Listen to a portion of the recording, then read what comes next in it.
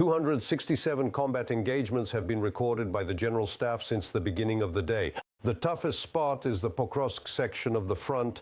There, the enemy launched 47 attacks. They are actively attacking several directions in Donetsk, Kostiantynivka, Kramatorsk, and Lyman, a total of 18 attacks. The situation is tense on the Huliapol section. The Russians attacked and assaulted our positions 21 times. Ukrainian defenders repelled 18 attacks in the Kharkiv region. According to the General Staff, the Russians have several directions of advance there. These are Kupiansk and Vovchansk. Let's find out more about the operational situation in the Borova area. Joining us live is Mykola Volokov, the commanding officer of the Terror Group within the 3rd Army Corps. Mr. Mykola, greetings to you. A very good morning. Greetings to you and glory to Ukraine. Glory to the heroes. So first, we see a QR code on the screen. Let me ask you, how much are we raising and what for? I'll tell you about it now. We are raising 450,000 Hryvnias to modify 100 FPV kamikaze drones. These wonderful FPV drones right here. Right now, friends, we have a big problem. We need to make these drones capable of flying over 40 kilometers. What are we doing to achieve this? To do this, we are collecting donations via the QR code or the card number. You can donate using the QR code below, and we are modifying the drones we already received from the government so that they are optimally resistant to enemy electronic warfare. And that's how everything works now. The deeper the drone flies in, the stronger the enemy's electronic warfare suppresses it, and the radio signal doesn't get through. The pilot loses control, the pilot loses the video feed, and at a distance of about 35 kilometers or more are the best targets. That's where the Russian tanks are, that's where the Russian artillery is, that's where their operational ammunition depots are. And we really want to burn all of that so it doesn't have any chance of reaching our frontline positions. And so it turns out to be an interesting calculation. You donate what seems like a small amount compared to the price of a drone. A good drone that can reach such a distance costs 50,000 hryvnias or more. You donate your 10 or even just 2 hryvnias, and then we buy equipment that isn't that expensive, again, compared to the price of a drone. And together with you, we make it so that this drone can reach such a long distance. Right now, this is extremely important because the greenery has come in and the enemy has additional camouflage. This gives them the ability to hide themselves better. And in order to locate enemy equipment and enemy infantry, we need a very high quality image and a very reliable connection. So friends, I ask all of you, please donate for FPV drone components. Let's work together to make absolutely sure that each of these FPV drones can fly not just 20 or 30, but a full 40 kilometers and find its intended target there. Also, friends, sometimes it happens that the complete wall of electronic warfare makes it absolutely impossible for us to reach our target. And that's when we use nanofiber optic coils. This little device is attached to the drone, and here there's a thin fishing line. So the signal is transmitted not by radio frequency through the air, but through this cable. And then it's absolutely impossible to jam this drone in any way. And the math is pretty simple. 150 hryvnias gets you 100 meters of this cable, and that means the drone is guaranteed to reach its target. Once again, friends, I want to emphasize that the Russians are still not giving up on their attempts to attack. And as for the spring offensive, well, I think it's safe to say now that they weren't able to carry it out, but we still have summer ahead, a favorable season for them to launch an offensive. And we are monitoring very closely to ensure that the enemy cannot bring any equipment up to the line of contact. And you can help us a great deal with this mission. Yeah, your generous donations make it possible to create these amazing drones that the enemy doesn't know how to counter. And they can't even bring their infantry units up to our guys on the front line. And I want to remind you that when these drones destroy the occupier, they are not just eliminating the enemy, they are saving the lives of those people who are on the front line at that moment. So I ask everyone to donate. You can see the card number and QR code on the screen.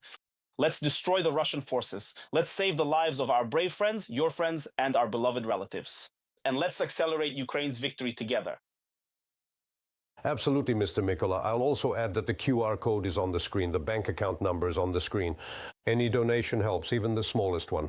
You know this, and we must help the front. A person is either serving at the front lines or for the front. As long as we are not on the front line, as long as I emphasize, we must provide support with all our strength and at least with some small donations. Mr. Mykola, you know, just as mothers have asked, fathers have asked, and we are asking too. Please donate. It's very easy to do. Mr. Mykola, I have a question. The Russians and their resources have started again, they're always creating fakes. And now they've been constantly talking for over a week already about supposedly capturing Borova. On May 18th, UN analysts later refuted this. But the head of the Kharkiv Regional Military Administration noted that, unfortunately, due to constant strikes by glide bombs and MLRS, the settlement, Borova, is being practically wiped off the face of the earth. So let me ask you, what is the real situation now in the settlement and in the direction of Borova? And how do your fighters manage to hold the defense under such difficult conditions? Well, let me start with the very good news. Borova continues to hold out, being steadfastly defended by Andriy Beletsky's corps. And no matter how many statements the Russians make, it seems to me that either their newsmakers or their generals are simply dreaming about it happening. They wake up in the morning, and before they've recovered from their evening partying, they report that Borova has been taken. But then, as they start to come to their senses and look at the map, it turns out that's not the case after all. Borova remains firmly under the control of the defense forces. And friends, I want to say that no matter what the Russians write, you should always verify with Ukrainian sources. For example, Deep State also does a very good job of showing what is actually happening on the front line, and with a fairly minimal delay. However, there is also some sad news. Indeed, this city is gradually turning into complete ruins, and it's already impossible to live there. Back when we first arrived at this line, people in Borova were still living more or less normally. There were shops, Nova Poshta, and the military could not only hold their positions there, but also live there overall. Now, that's no longer possible. The settlement, well, I wouldn't say it's been completely destroyed, because it's very difficult to totally destroy such a large place, but it's already impossible to live there. And I want to address all Ukrainians. If you are in such settlements, please evacuate. The simplest thing, reach out to the military. It doesn't matter who is driving by in a car, they will always help you evacuate and live in Ukraine, in that part of Ukraine where there isn't such a terrible situation right now. About holding the defense. What is the logic now? We are following the concept of the commander of the 3rd Army Corps, Andriy Beletsky. We need to keep the enemy at the maximum possible distance. And in fact, this concept is what I was talking about regarding these drones. Why is it important for them to have long range? Because if the enemy has already approached a settlement, managed to bring in tanks, artillery, and infantry, then holding them back becomes extremely difficult. And probably that's why Borova is holding out so well, because we managed to keep the enemy at a sufficient distance from the city, so we don't have to deal with the problem when their infantry has already entered and their artillery is firing at it, but instead we address the issue before all of that even arrives. And I, friends, am addressing all the viewers. You can join the team of the Territorial Defense Forces, the team of the 3rd Army Corps in defending the town of Borova by donating via the QR code or the card number. Your generous donations will help these drones actively intercept and neutralize the enemy long before they reach Borova, thereby ensuring the defense of this town. I want to remind you that holding Borova is critically important. Borova is located on the Oskil River, and in fact it serves as a gateway, a huge crossing over the Oskil River. The Russians have been unable to cross the Oskil for over a year now. And Borova remains the critical key, which is why we must hold it. If they manage to cross the Oskil, they will essentially have a direct road to Izium and Kharkiv. We absolutely cannot allow this to happen. Dear friends, please donate. Help us and these crucial drones ensure that the Russians have no chance of crossing the Oskil. The QR code is on the screen. The bank account number is on the screen. Please join in, scan the QR code, or write down the bank account number. We continue our conversation with Mykola Volokov. Mr. Mykola, you openly say that the Russians have more drones and extremely powerful electronic warfare systems. And how does Ukraine compensate for this numerical advantage? Could you please tell us in more detail about the most recent technological solutions and, if possible, about the upcoming developments of ground robotic systems? You know, the next big thing, right, in logistics and holding positions. I'm happy to discuss that. Well, first, I won't put on rose-colored glasses for myself or the viewers and claim everything is better or more abundant here. Let's put it this way. There is a simple logic to war. When you have more of everything and everything is better, you win. And that's the only indicator that shows what your real results are. So you win and say, I had more of everything and everything was better. And unfortunately, that's exactly the calculation the Russians made when they attacked our country, because they thought they had more of everything and that everything would work out for them. But there is also good news. At this stage, just based on a purely subjective feeling. If before, when you looked at reports or talked to people who were at the positions yesterday, they would say they have more drones. Now everything is starting to reach some kind of parity. Thank God a lot of Ukrainian manufacturers of aerial drones have appeared, and now everything is reaching some kind of parity.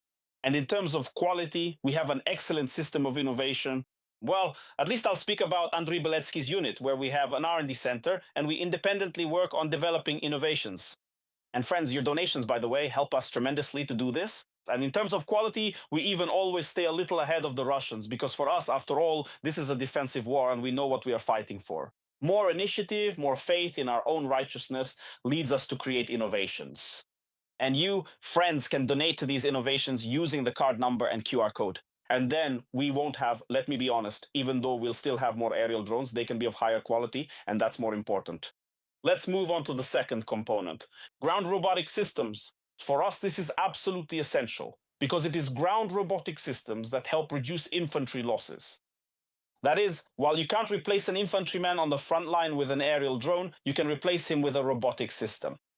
For example, a combat one equipped with a mounted machine gun. Let me put it in simple terms. Instead of infantry on the front line, we had unique cases where a single robotic system held a position on its own for over a month. Of course, it was serviced and reloaded.